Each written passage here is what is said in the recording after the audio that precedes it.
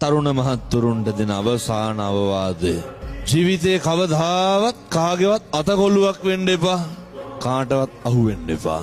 කාටවත් රැවටෙන්න එපා. කිසි කෙනෙක් ඉස්සරහ ලැජ්ජාවටපත් වෙන්න එපා. කාගේවත් ඉස්සරහ ජෝක් එකක් වෙන්න එපා. කාගේවත් ඉස්සරහ හැල්ලු වෙන්න එපා. කාටවත් මාත්‍රිකා කතන්දර හදන්න ඉඩ තියන්න එපා. කිසි කෙනෙක් කැමති නෑ සත්පුරුෂ දරුවනේ අපිට හරියනවට. හැම කෙනෙක්ම කැමති අපිට වරදිනවට. ලෝකයක් බලාගෙන ඉන්නේ කෝක කුඩුකාරයා, ගංජාකාරයා, බේපත්ත කියලා ලේබල් ගහන්න. කිසි කෙනෙක් නෑ අපි හොදන්න. කිසි කෙනෙක් නෑ අපි බේරන්න. අපේ අම්මා තාත්තා බලාගෙන ඉන්නවා අපි සත්පුරුෂයෙක් වෙලා. අපි යහපත් ගති පැවතුම් ඇත්තෙක් වෙලා. අපි මොන දේ කෙරුවත් අපේ අම්මට තාත්තට අපි හරි. අපි මොන දේ කෙරුවත් අපේ අම්මා තාත්තා කවදාවත් අපි ඒ දේ කරා කියලා කියන්නේ නෑ. අකමැත්තෙන් උනත් දෙමව්පියෝ කියනවා නෑ දරුවෝ වැරදි නෑ, දරුවෝ හරි. ලෝකයක් කියනවා අපේ හරි දේවල් වලට වැරදි කියලා. අපි හරි නෑ, අපි වැරදි. නිරන්තරයෙන් අම්මගේ තාත්තගේ වචනට සාධාරණයක් කරන්න. දෙමව්පියෝ හොඳට නඩත්තු කරන්න. අයියා අක්කා නංගි මල්ලි සහෝදරයා සහෝදරිය හොඳට නඩත්තු කරන්න. කවදාවත් අම්මට තාත්තට තාතෝ කියලාවත් කතා කරන්න එපා. හන්දි බෝක්කු කැටකඩ පිල් ගානේ. කල්ලි ගිහිලා එක්ක අහුවලා එක සමාගම් වලට එක්ක අහුවලා ජීවිතේ අනාථ කරගන්න එපා.